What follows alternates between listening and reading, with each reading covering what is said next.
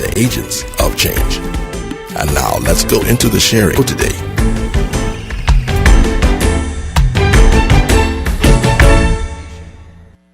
I just flew in this morning at 8:30. I landed here at 8:30 this morning. And so if I seem like I'm still in the air, it's probably true. My wife and I just came in this morning from the beautiful state of Nebraska in Omaha, where we had a wonderful session with the people there. And I was very, very deeply impressed by the tremendous amount of respect that they have for our ministry. On Wednesday, I'm going to continue on what we talked about Wednesday night. Who was here Wednesday night? Can I see your hand? Were you blessed Wednesday? I mean, Wednesday was a very important session talking about how to affect your community without being religious. And I'm going to be focusing on session number 2 on Wednesday. I want you to write this down, please. How to discover and release your gift to impact the world. A long title. Discovering your gift and releasing it to impact the world. If I was to be asked what is my greatest advice to give you as a young man or a mother, a father, or a young woman, it would be this message. This would be my advice to you. And there's a book on the screen. I wanted you to get a copy of it. It's a book that you think you know, but it's a very important book. The book is called Understanding the Purpose and Power of Authority. This book deals with the message I'm going to talk about. It talks about your gift. The book is available right after the session in the bookstore. Take your time and read it because it helps you to understand how to discover and release your gift. Please write this topic down. Discovering and releasing your gift to impact the world.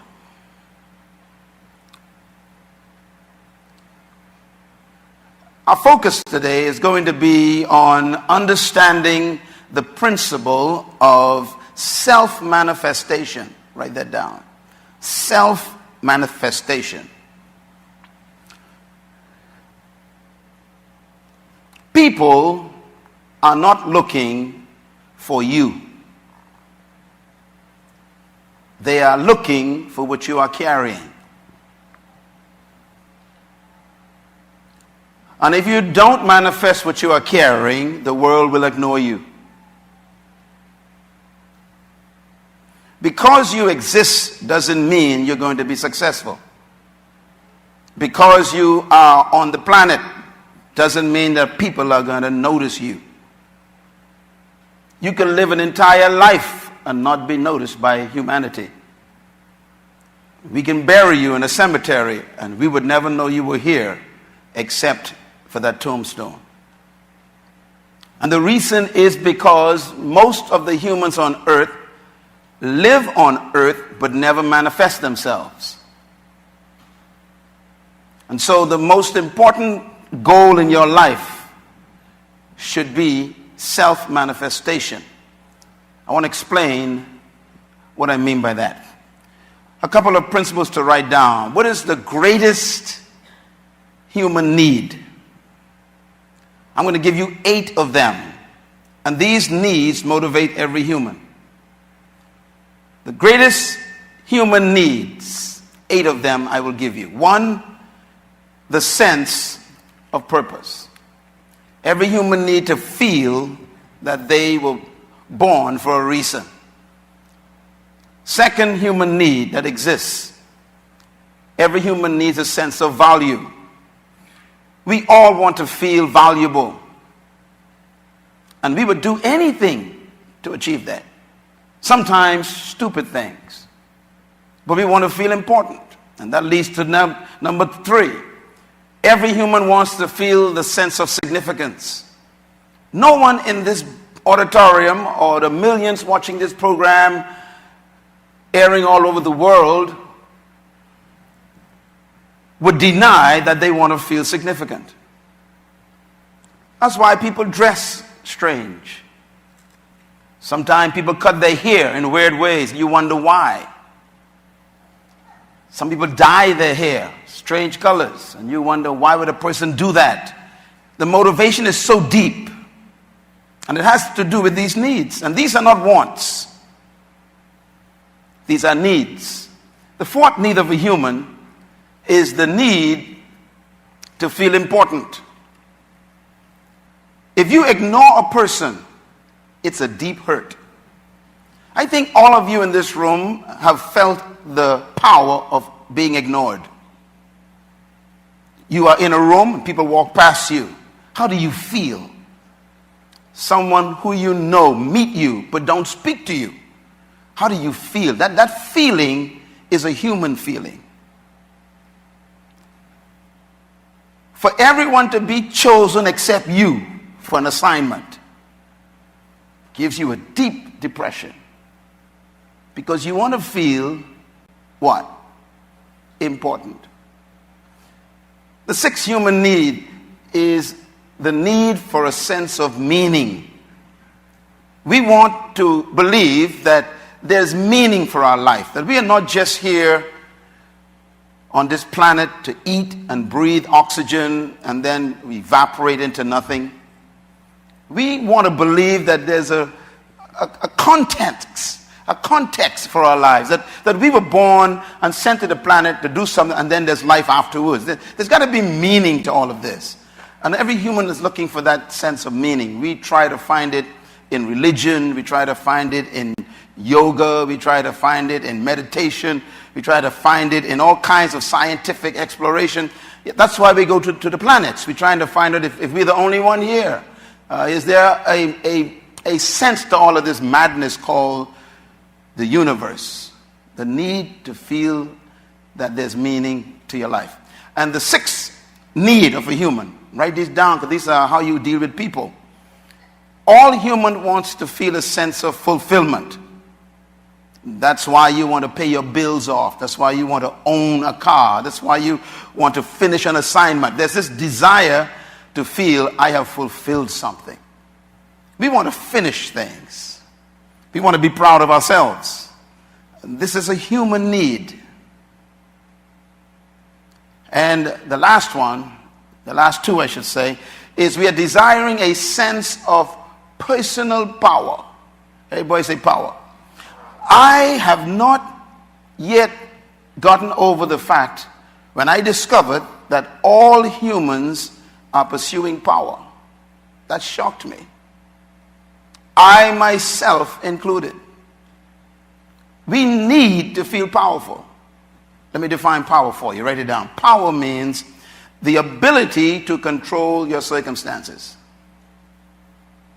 Every human wants to feel they can control their circumstances. That's why we feel depressed when we are overtaken by circumstances. We feel powerless. When the doctor tells you that they discovered something in your body that's terminal, how do you feel? You just lost power over your body. When they say that your child is abnormal, how do you feel? Powerless.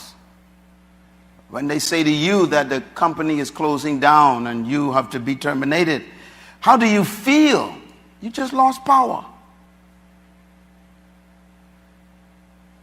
How do you feel when someone breaks into your home and you go home and everything is upset and broken up? You feel raped because you had no control over what happened. This desire for power is very human, and it's a need.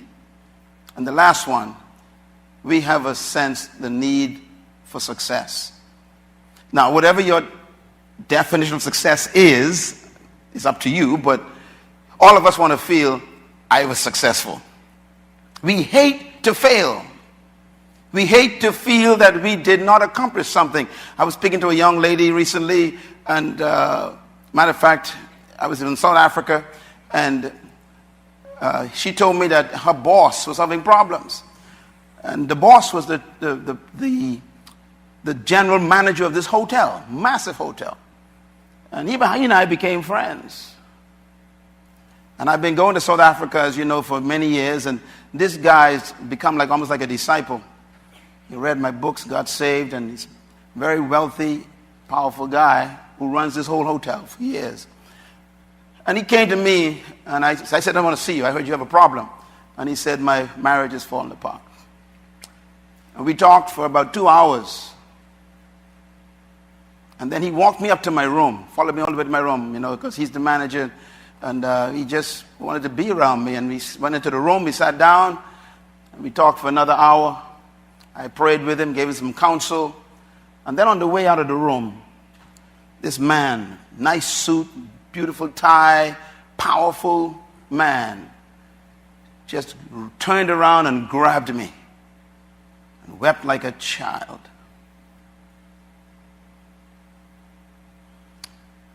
And I just held him. And he said, you are like my father.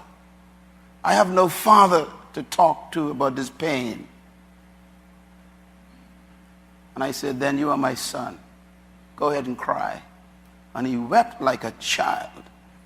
And you know what he was saying while he was weeping? I failed. When your marriage falls apart, that's how you feel. No one wants to fail. No success can break a man down. The need to feel that you achieved what you set out to do is a human need. Not completing your goal gives you a sense of failure. So these needs are very important. And I want to ask you what I call the human questions, because they are related to these questions I've been teaching for years. These needs are related to these questions. The first question is, who am I? The second question is, where did I come from? The third question is, why am I here? The fourth question, what can I do? And the fifth question that we have to ask ourselves constantly is, where am I going? And all these questions haunt every human. You yourself, sitting here today and watching this program, I know deep in your heart, you're grappling with these questions. Every human, 7 billion of us, whether we live in a 10-story building or sleeping under a bridge on a cardboard box, these questions are in your mind. Who am I? And most of us find difficulty answering these questions because these questions are very frightening. Ask yourself the first question for a moment. That's silence, huh? Who am I? I didn't ask you what you did. I asked people this question, who are you? I'm a doctor. No, that's what you do. Who are you? I'm a nurse. No, that's your profession. Who are you? I asked. Not what do you do? Tough question. To answer the question, you must answer it with 2 words, right? Who are you? What do you have to answer? I am. And then you got to fill the blank in. I don't think anyone on earth used the 2 words I am more than Jesus Christ. And that's a good sign, because that means he knew who he was. I am the way. I am the bread of life. I am the water. I am the door. I am the resurrection. I am the good shepherd. He knew who he was. He didn't do shepherd. He says, I am shepherd. He didn't do door. I am. See, it's a different question, not a profession. I don't want to deal with these questions right now because I want to talk to you really about how these questions are manifested. First of all, write this quote down. You can tweet it right now to someone. Men do not decide their future. And when I say men, I'm talking about all mankind, male and female. We don't decide our future. We decide our habits. And our habits decide our future. What kind of habits do you have? What is your secret habit? What is your public habit? You're designing your future with that habit. If you don't exercise, for example, habitually don't exercise, you're designing your future. If you have a smoking habit, you can predict your future. If you have a habit of watching television, your future is designed in that habit. So the power of a habit can control your destiny. Everything in life is a habit. So you got to decide your habits. I have a habit, for example, of reading the Bible every day. That's what I do. It's a habit. That is not some spiritual giant. I made it a habit. So if I don't read the Bible, I feel like I'm jonesing. You know, I'm going through withdrawals. What a good habit to have. Prayer should be a habit. For most people, prayer is an occasional surprise. Or when things are falling apart only. Your habit decides your future. Write this down, please. Discontent is the seed of change. The only way to break a habit is to become discontented with it. In other words, you will never change what you tolerate. How many times have you said, I need to change this, you know, but you keep doing it? It's because you tolerate it. Whatever you tolerate will never change. So how do you break a toleration? Here's my advice. Write this down. You will never become what you could be until you become angry with what you are. Anger brings change. People say that God is love.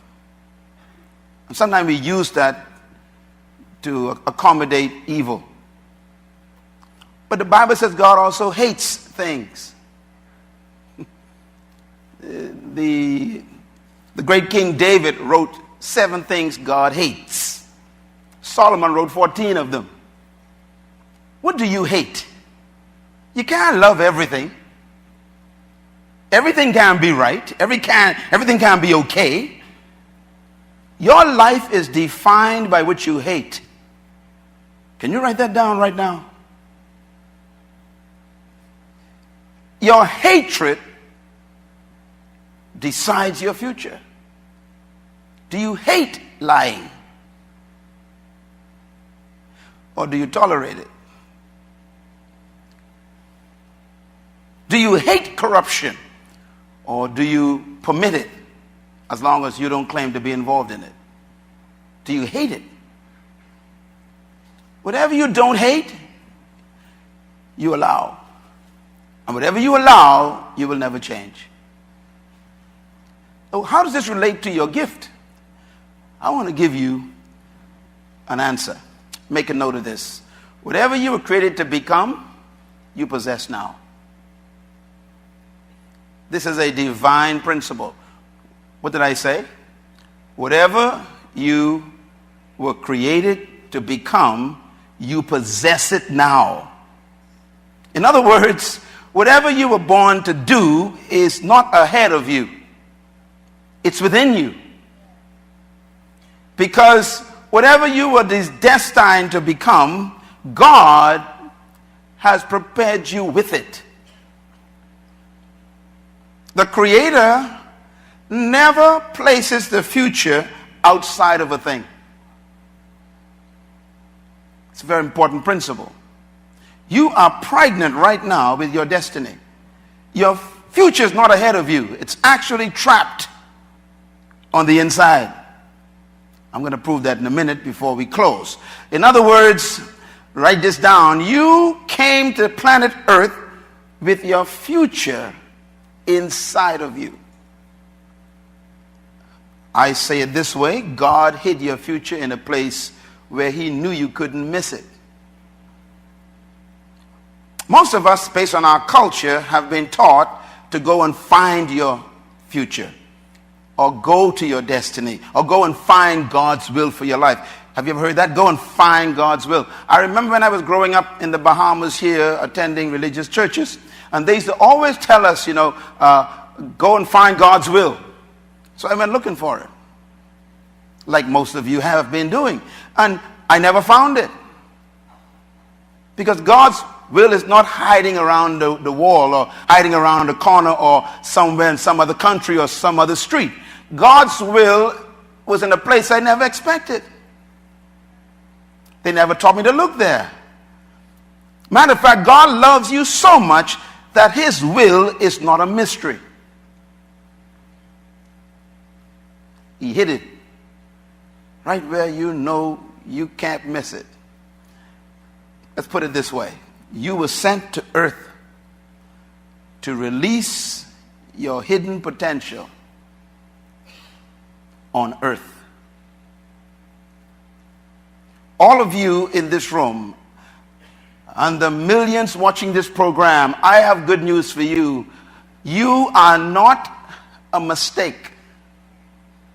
You are not a biological accident. You are not a cultural nuisance. You came to this earth because there's something the earth needed that God hid inside of you. We have been damaged greatly by our culture. We've been damaged greatly by our society. We've been damaged greatly by our educational systems, because they have actually been conditioning us to believe that we are only here to find a job, pay some bills, and die. Am I right? Matter of fact, everything your parents tell you has to do with a job. And so we are conditioned just to get an education, to get a job, and then work in a place we hate for 45 years. And then they give us a clock to go home with, to sit in a rocking chair to watch the rest of our time fade away. This is what they call retirement. Retirement.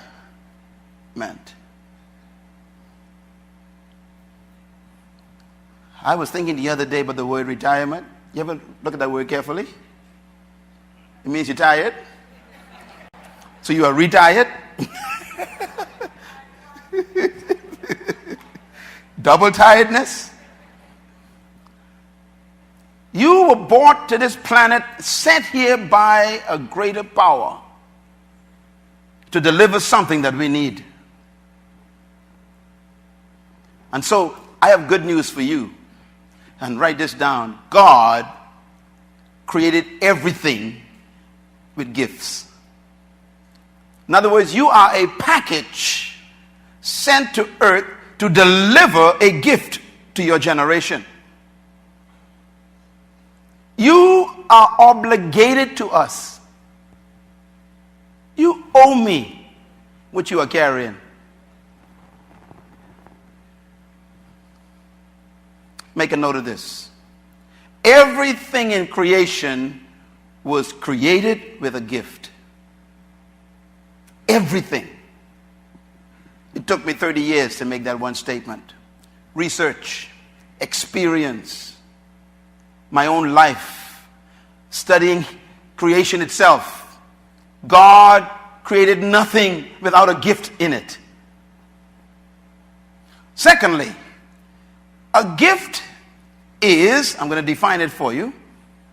A gift is the inherent capacity to fulfill a function that meets a need in creation. What is a gift?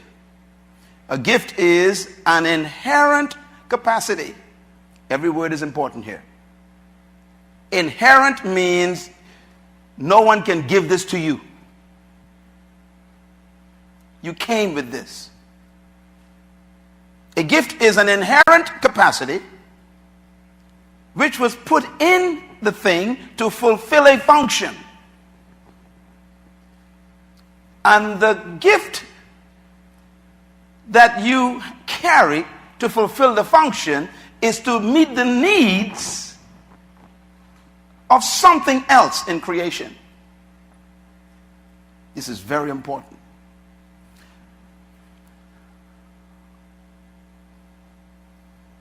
You didn't come to earth for yourself. And what you are carrying is not for you. Everybody say gift. So make a note of this. A gift can never be learned. It can only be refined. That's why you can go to college and get a PhD and still be broke. Because education is not a gift. You can actually go to school and spend a lot of money going through all kinds of universities and never refine your gift because you took the wrong courses. Most people, God forbid, in this room, went to college and studied the wrong thing. Because your decision to choose a certain area of study was motivated more by economic potential than personal fulfillment. And so now you got the money, but you are depressed because you are not fulfilling your gift. A gift can never be learned. Do not go to school, young people, to find a gift. Single woman, I promise you, you'll never find your gift in education. No one can lay hands on you and give you a gift. They can lay hands on you and stir it up. No prophecy can give you a gift. A prophecy may stir it up. It's inherent. Write this point down, please. This is very simple. The gift is the source of value to the created thing. I'm glad you're here. Because if you understand this, you won't follow the crowd. Let me say it again. Your gift is the source of your value.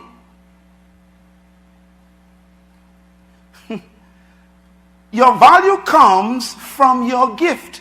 So if you never find your gift, you will never be valuable to us. And your value determines how much you make in life. You get paid for the value you bring to the earth. Don't pursue money.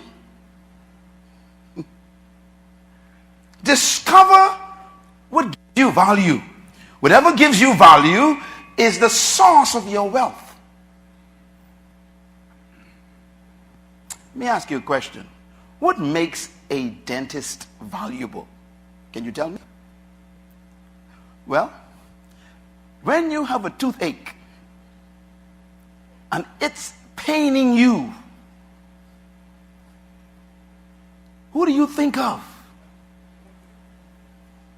You don't think of your wife or your husband, boyfriend nor girlfriend. You don't think of the dog nor your boss. What do you think about? The dentist. Now why? Because the dentist has refined a gift that makes him or her valuable. And they are so valuable, you will take your hurting gums in your car, drive all the way to where they are, and take your money out of your pocket and give them the money, and you would even lay on your back and open your mouth and just say, ah. Why? Because the value in that person is so strong. They make you surrender not just your money, but your body. You've not been taught this. What I'm teaching you, your parents never taught you. And that's why you're struggling to pay light bills and water bills and trying to get along in life, because they actually taught you not to find your value. Your gift is the source of your value.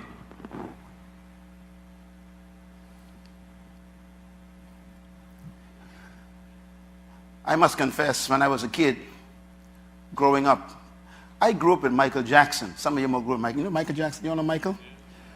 Michael was like 3 feet high. And we used to watch this little guy on television. Some of you are looking so holy, but you remember this guy? And they used to wear bell-bottom pants, red bell-bottom pants, yellow shirt with a pink hat and an afro, with a scarf that hung down to the ground. That little kid would take that microphone and mesmerize millions.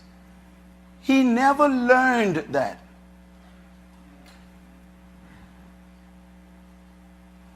One time they asked him, I'll never forget the interview. They said, do you love music? He says, I am music. Notice the 2 words now. I am. Where did he get his money from all of his life? The gift.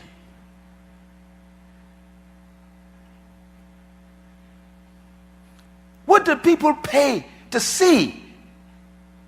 The gift.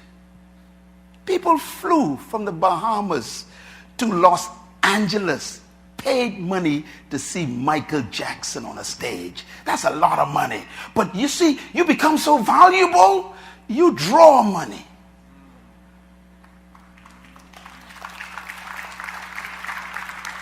If you don't find your gift, I guarantee you're going to die broke and poor. Guaranteed. This session is probably one of the most important sessions in your life because you are still stuck looking for a job. You know what's good about gifts? You don't have to look for them.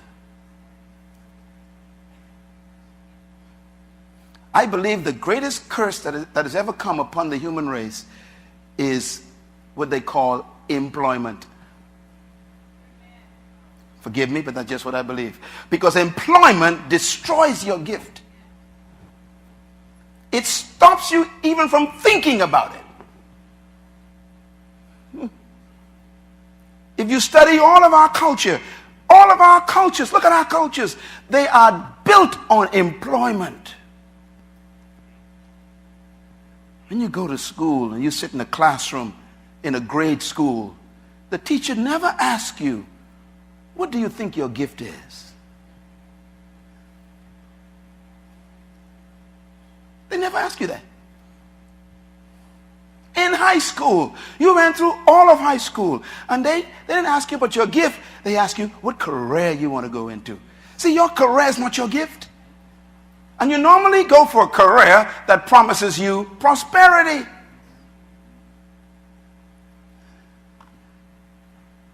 And so here you are, well educated, trained, and still trying to pay a phone bill. Stressed. Your gift is your source of value. Write this down, please. Purpose determines your gift. This is a very important statement. What did I say? Purpose determines your gift. Now, there's something more important than your gift, and it's your purpose. But your purpose produces the gift. If you can find the purpose of a thing, you'll also discover simultaneously its gift. So if you don't know what your purpose is yet, I guarantee you don't know your gift. Now, I want to give you a little deeper thought here. The power of your gift. Your gift is so powerful that it says this in the Bible. Proverbs 18 verse 19. Can you read it with me out loud? Go. A man's gift makes room for him in the world, and it brings him before great kings. Not him, it brings him. A man's gift is so powerful. It makes room for him. It makes room for him where? In the world. What's the word world? Systems. Listen, the systems want to lock you out. They tell you how far you can go. They stop you from promotion. They hinder you. They even tell you when to retire. They block your advancement. If someone don't like you, you're in trouble. But according to this statement, your gift ignores everybody. It makes room. Even the guy who hates you will come looking for your gift.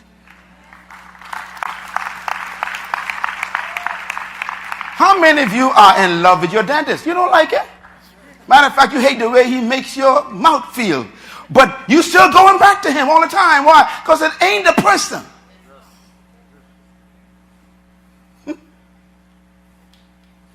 Let me ask you a question. You claim to be a Christian, whatever that means, and you have a medical problem. You have some disease, maybe a growth or something. And the only person in the hospital that can professionally treat you is a Muslim. Now, you're getting ready to die. You got to get this thing cut out of you surgically. You need a professional. You don't need no one speaking in tongues right now. You don't need no scripture. You need a gift. So you can decide, I don't want no Muslim touch me. Well, then there'll be a funeral. Here's my point. When it comes to meeting the need, the gift is more important than the person. So you take $200,000 to that surgeon in your insurance and give it to him, even though he doesn't believe what you believe. Because it's your gift that makes room in the system.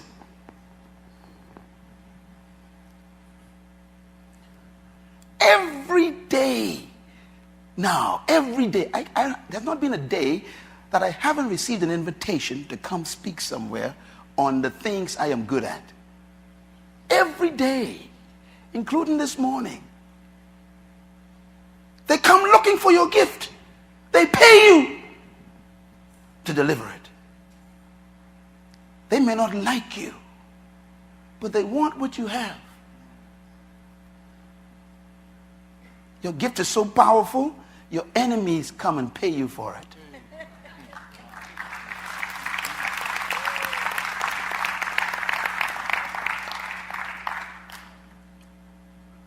So let me wrap this up for you.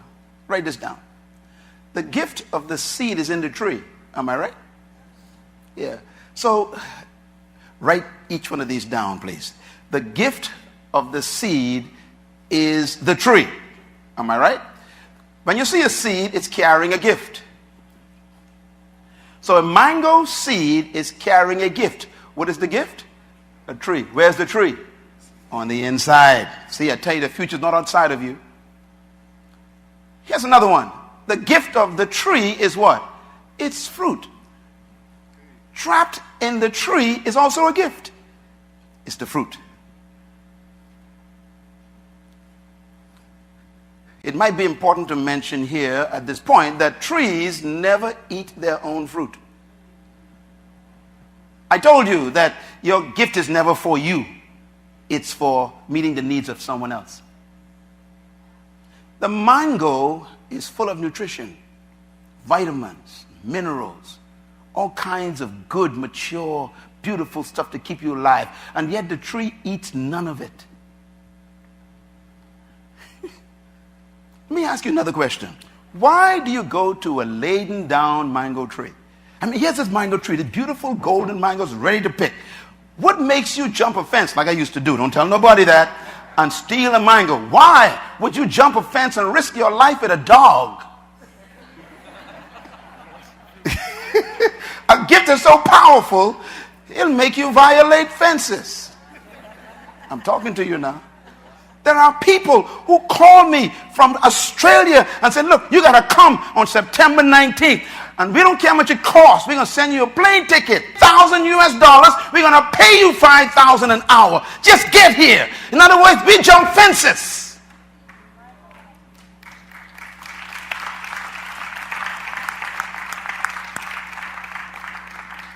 Listen, when you go to the mango tree, you never go to the tree for the bark.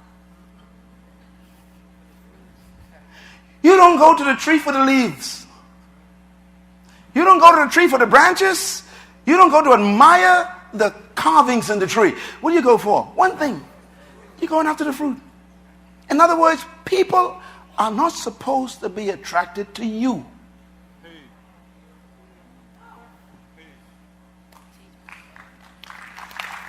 Because they may not even like you. But if you manifest your gift, and you refine it, and you sharpen it, and you ripen it, I guarantee you they will walk over their pride.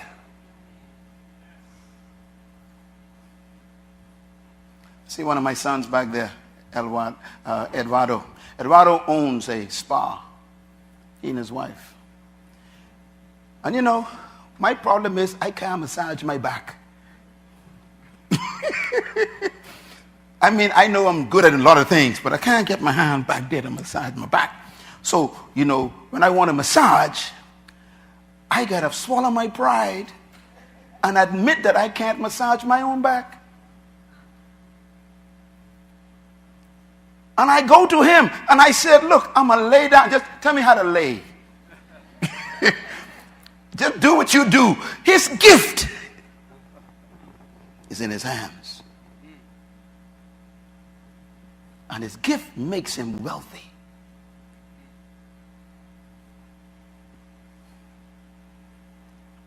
Some of you are working for $17 an hour. Some of you work for $5 an hour. He works for $160 an hour just with his hands. Gift.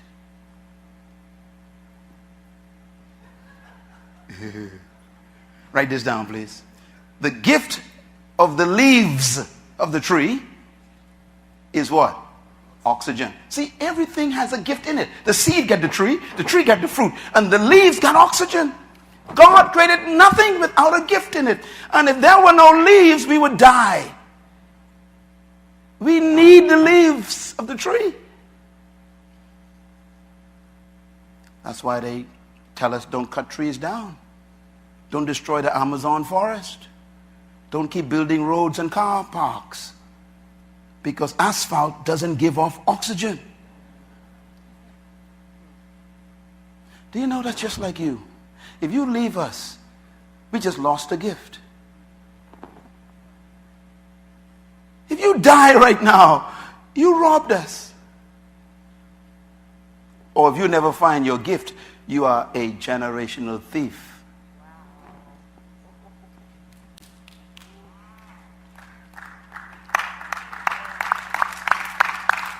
Your gift is your obligation.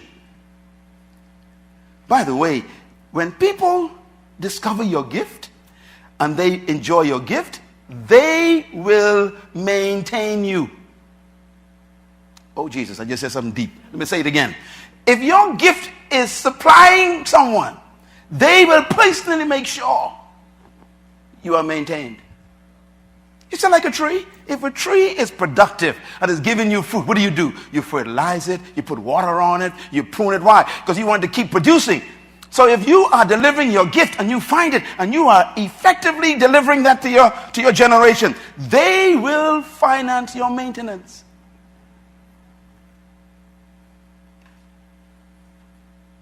Could you imagine people obligated to keep you alive because you give life? Write this down, very important. The gift of the bird is flight. Notice that birds don't go attend flight school. Right? Yeah. Why? Because gift is inherent. The bird is born with flight. The gift of a fish is what? The capacity to swim. Swimming is inherent in the fish. Fish never attend swimming lessons. Go check the ocean. You never see a classroom of fish. They swim in schools, but they don't swim to school. Clap. Am I right? Yeah. So, whatever your gift is, you came with it. Maybe this session, God brought this session in your life just to check you in the middle of the year. Because maybe you are at the end of your rope where you are frustrated. And you feel like you ain't making no headway. And maybe you just tired of life. And some of you may even be considering divorce or getting rid of life, or maybe even committing suicide. And God is saying, hold it. You are loaded.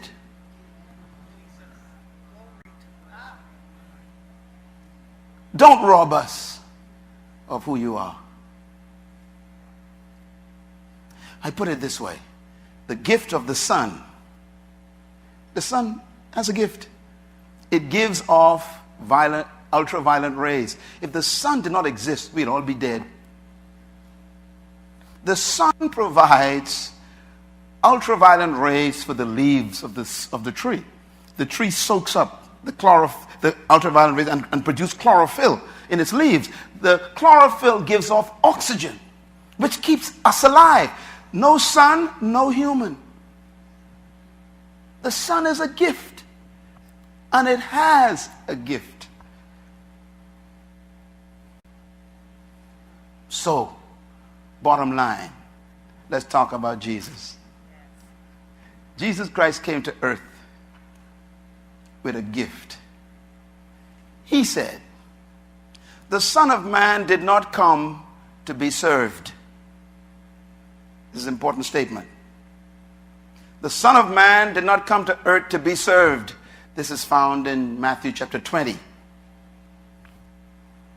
The Son of Man did not come to earth to be what? Served. You didn't come here for us to serve you. He said, I came to serve myself a ransom. Wow. This is enough to shout on for 2 weeks. Let me quote it for you slowly. He said, I came into the earth to serve myself as a ransom. That means salvation and redemption for mankind. Let me say it again. I came to serve myself. You still ain't get it. He said, look,